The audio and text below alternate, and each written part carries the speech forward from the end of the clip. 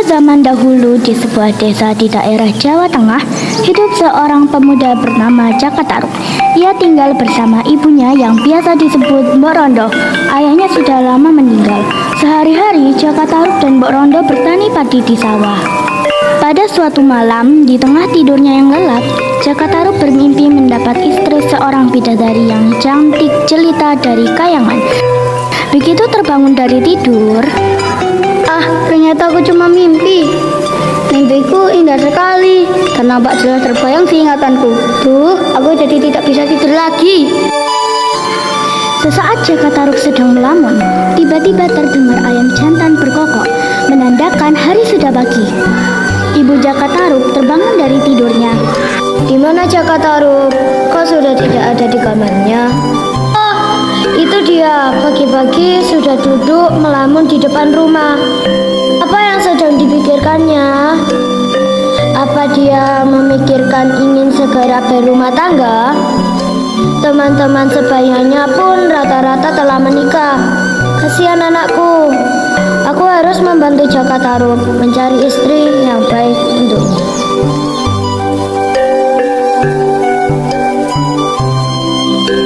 "Oh, mengapa anakmu sampai saat ini belum menikah?" "Entah, ada apa kau menanyakan itu, Pak Ranu?" "Tidak apa-apa, Mbok. Aku bermaksud menjodohkan anakmu dengan anakku Laraswati." "Hah?" Mendengar niat Pak Ranu yang baru saja diutarakan, ia sangat senang. Laraswati adalah seorang gadis berparas cantik yang tutur katanya lemah lembut. Ia yakin kalau Jaka Tarub mau menjadikan Laraswati sebagai istrinya. Walau demikian, Mbok Rondo tidak ingin mendahului anaknya untuk mengambil keputusan. Biar bagaimanapun ia menyadari kalau Jaka Tarub sudah dewasa dan mempunyai keinginannya sendiri.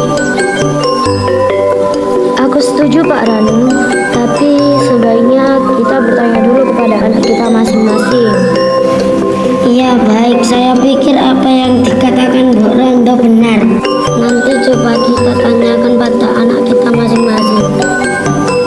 Hari berganti hari, Mbok Rondo belum juga menemukan waktu yang tepat untuk membicarakan rencana perjodohan Jaka Tarub dan Laraswati. Ia takut Jaka Tarub tersinggung. Mungkin juga Jaka Tarub telah memilih calon istri yang belum dikenalkan padanya.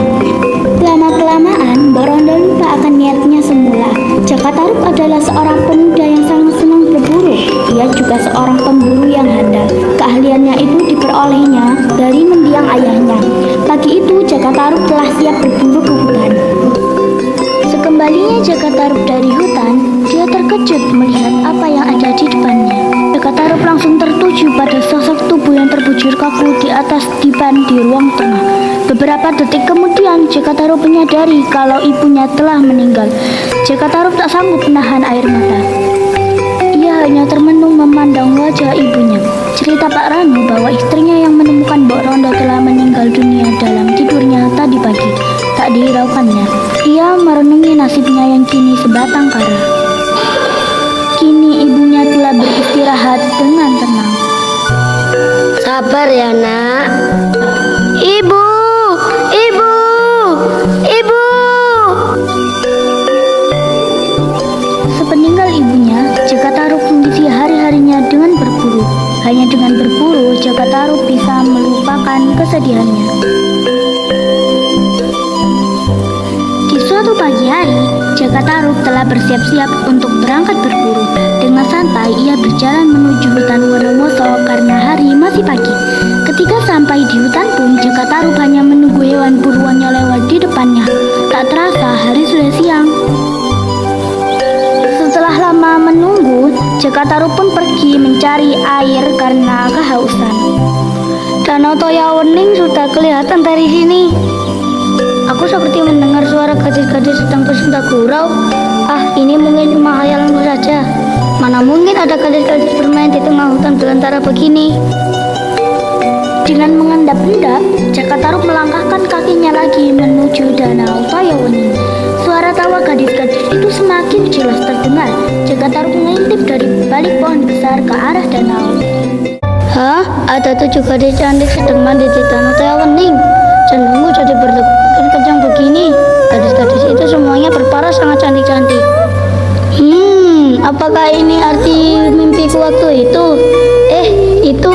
itu di atas tumbukan batu besar seperti ada tumbukan selendang.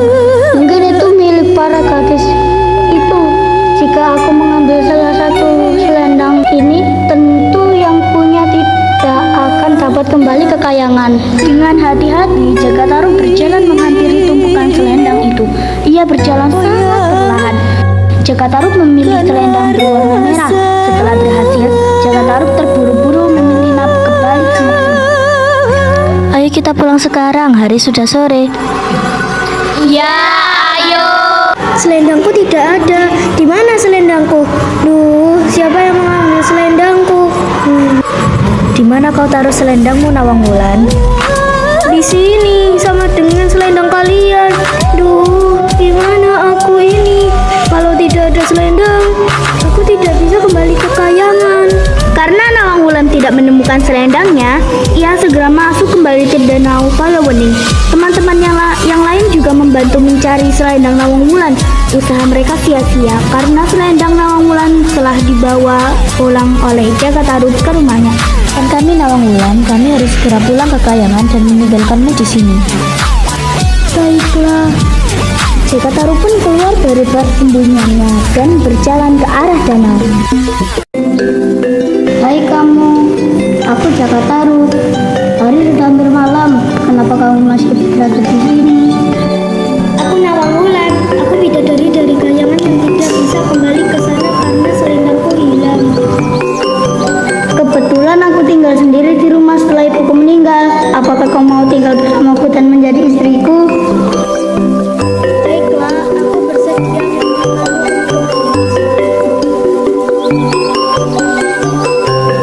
Hari berganti hari, bulan berganti bulan. Tak terasa rumah tangga Jakartaru dan Nawangwulan telah dikaruniai seorang putri yang diberi nama Nawangsi. Tak seorang pun penduduk desa telah mencurigai siapa sebenarnya Nawangwulan. Jakartaru mengakui istrinya itu sebagai gadis yang berasal dari sebuah desa yang jauh dari kampungnya. Sejak menikah dengan Nawangwulan, Jakartaru merasa sangat bahagia. Namun ada satu hal yang mengganggu pikirannya selama ini.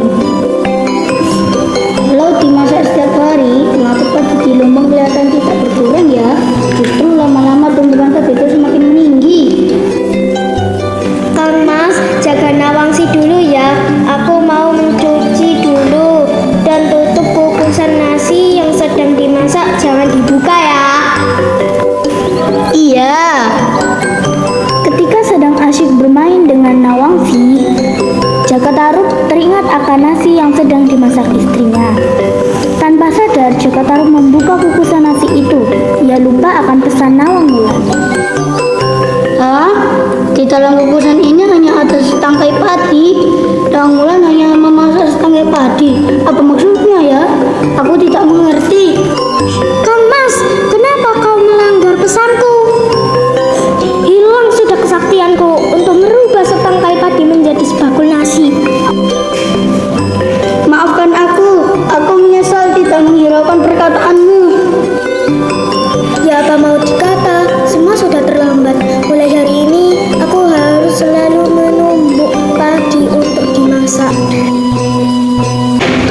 Sejak kejadian itu, mulailah terlihat persediaan padi mereka semakin lama semakin menipis. Bahkan sekarang padi itu sudah tinggal tersisa di dasar lumbung. Seperti biasa, pagi itu Nawangwulan ke lumbung yang terletak di halaman belakang rumah untuk mengambil padi. Ketika sedang menarik batang-batang padi yang tersisa sedikit itu, Nawangwulan merasa tangannya memegang sesuatu yang lembut. Karena penasaran, Nawangwulan terus menarik benda itu. Ini kan selendangku. Kenapa bisa ada di sini? Ini pasti perbuatan Jakartaru. Jadi yang mengambil selendangku selama ini adalah Jakartaru. Jakartaru menipuku. Aku ingin segera pulang ke kayangan. Aku rindu dengan saudara-saudaraku di kayangan. Aku ingin kembali ke asalku.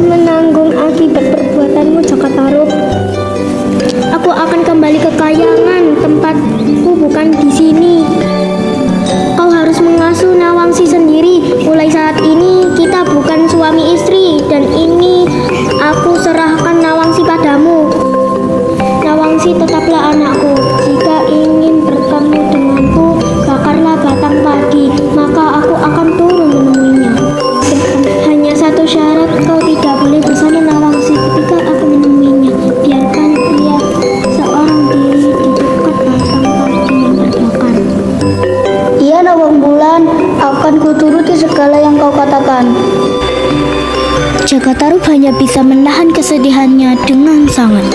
Ia ingin terlihat tegar. Setelah Cakatarup menyatakan kesanggupannya untuk tidak bertemu lagi dengan Nawang Wulan, sang bidadari pun terbang meninggalkan dirinya dan Nawangsi. Cakatarup hanya sanggup menatap kepergian Nawang Wulan sambil menegap Nawangsi. Sungguh kesalahan tidak termaafkan. Tiada hal lain yang dapat dilakukannya saat ini selain merawat Nawangsi dengan baik seperti pesan Nawang Wulan.